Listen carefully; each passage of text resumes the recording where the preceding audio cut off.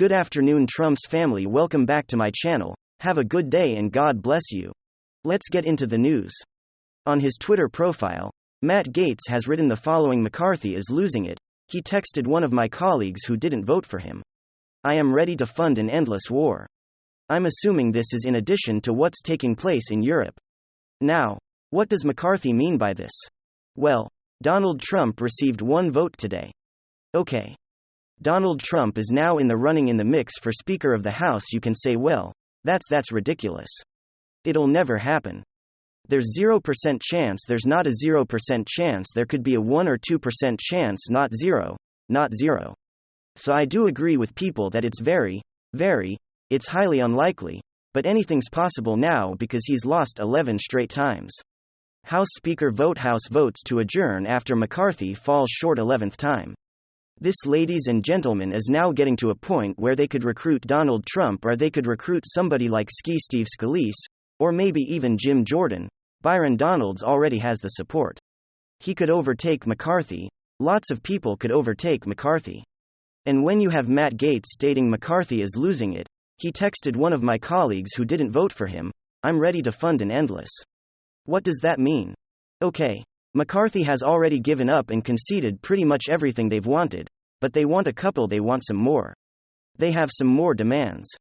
So they want to ensure they have more demands. And we can get to the demands in a little bit.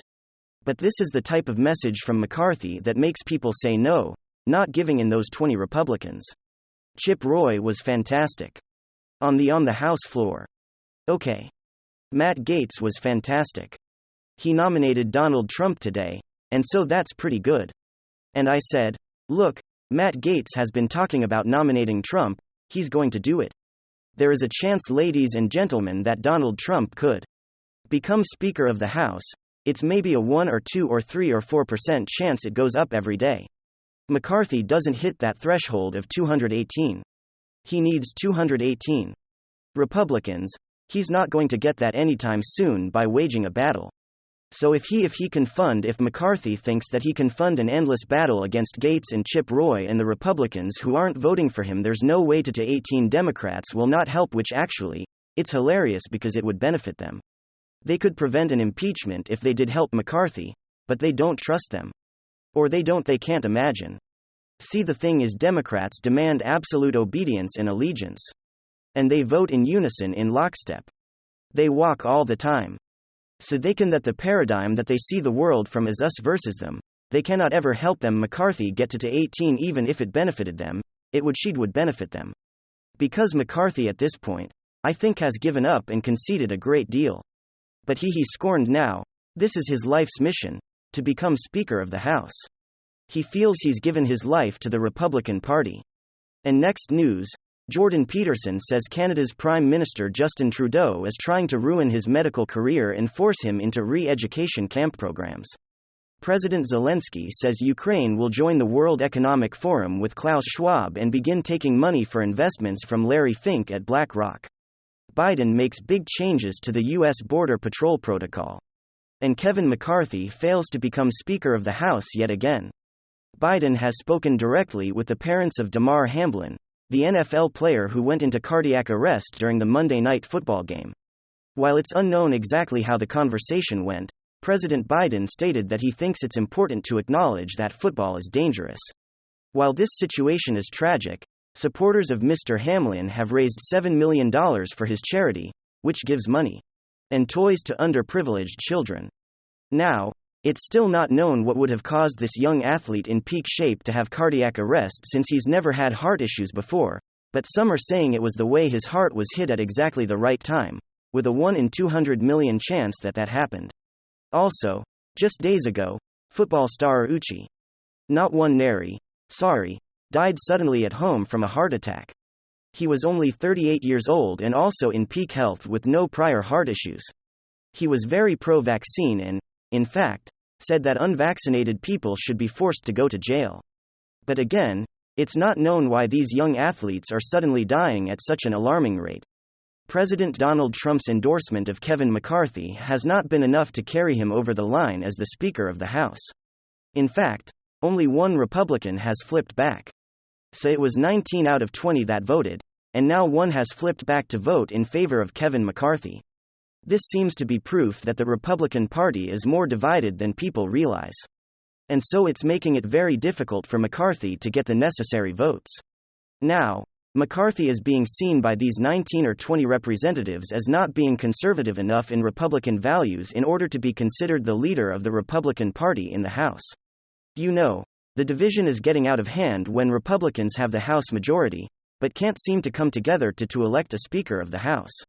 President Joe Biden weighed in on this and said the entire situation is embarrassing for the Republican Party. Kevin McCarthy has now failed to secure the vote as Speaker of the House during 8 voting cycles, and the days are not over. So I'll continue to update you on that. But many are starting to say it is now time for him to continue to negotiate with these 19 or 20 individuals, or is it time for him to step down and put forward somebody like Jim Jordan from Ohio or Byron Donalds from Florida? Alright, now I have a lot of big government stories and international stories to share with you. Alright. Now let's get back to today's news update. Vladimir Putin and the Russian military have attempted to claim that they have destroyed the US missile system that Ukraine used to take out 400 Russian soldiers.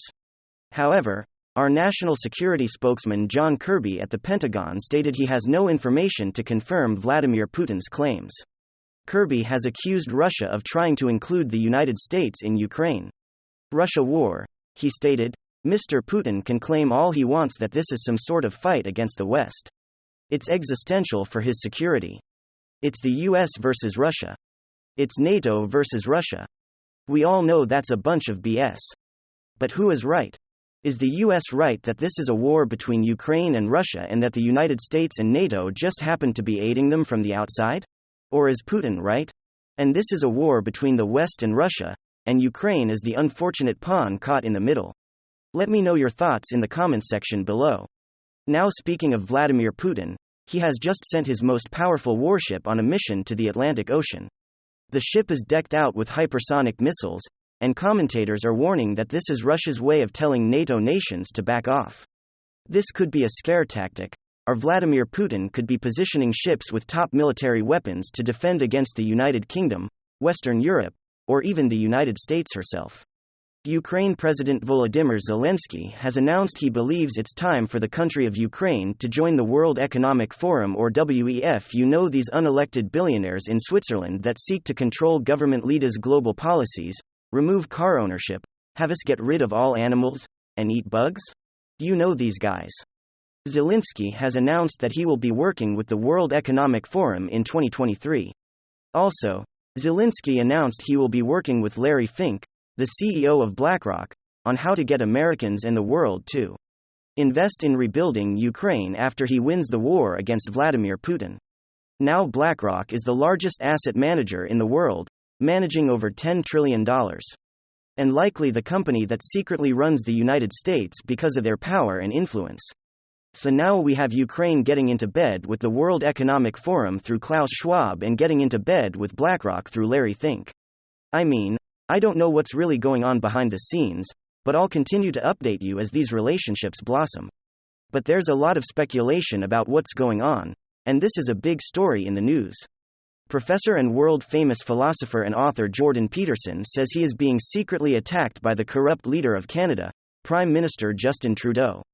Peterson has been publicly very vocal against forced vaccination programs on an entire population, the use of digital medical passports as a way of controlling people in their travel, just like the Nazis controlled Europe with the "show us your papers" rhetoric, and Justin Trudeau's leadership, especially how he handled the trucker situation up in Canada.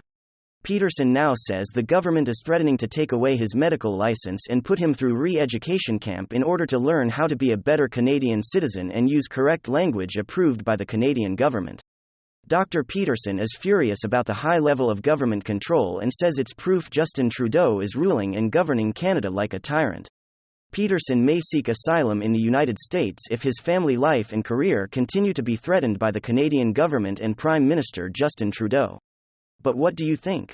Should Justin Trudeau be able to call in favors to ruin someone's life and career, or are you forcing them into re-education camps to teach them how to publicly speak better based on government-approved language? Or is this in direct opposition to everything having to do with freedom of speech here in the United States? Now Canada doesn't have freedom of speech. So they do have the right to try to control their citizens in the language they use with gender identity and all kinds of different things. But obviously, Peterson thinks that the government is coming after him. And this is a big story I wanted to share with you. President Joe Biden has finally voiced his intention of visiting the southern border. After receiving backlash from the American people, he will likely visit after his trip with the President of Mexico, where Biden was asked what he would like to see at the border. He said peace and security. Before following up, I'm going to see what's going on. Now, I wonder if Biden is seeing the massive issue firsthand, if he's getting feedback, or if this is just a PR stunt. Several media news sites have pointed out that Biden hasn't yet thrown Vice President Kamala Harris under the bus for being in control of the border. But he has not allowed her to speak very much about the border in the last 60 days, and she is now taking the lead on the border situation. This has many believing that it has something to do with his upcoming election announcement. And the fact that he will likely select a new vice president if he runs in 2024, or this could just be Joe Biden taking the reins on an issue that he's been getting a lot of negative feedback over. But let me know what you think in the comments down below. Now more needs to come out. But as of right now, Biden is taking a page out of Trump's playbook and shutting down the southern border. He announced that people from Venezuela, Cuba, Nicaragua, and Haiti will be immediately rejected at the border and removed from the country. For some reason he does not want anyone from these four countries getting into the country, and he's going to try to have a significantly larger amount of people remain in Mexico, and the government will develop an app that will allow them to schedule a time to come into the country and receive lawyers and seek asylum. Now, Trump has responded to the border situation by saying that if he becomes president in 2024, he will go after the drug cartels in Mexico and shut down the drug flow that is killing so many innocent Americans. Former January 6 committee member Jamie Raskin has referred Donald Trump for criminal charges to the Department of Justice. So the committee made the recommendation, but now Jamie Raskin has personally referred Trump for criminal charges. Raskin claims it wouldn't be satisfying, however, to see Trump punished now. He stated, "We're talking about a pathetic old man, a coward.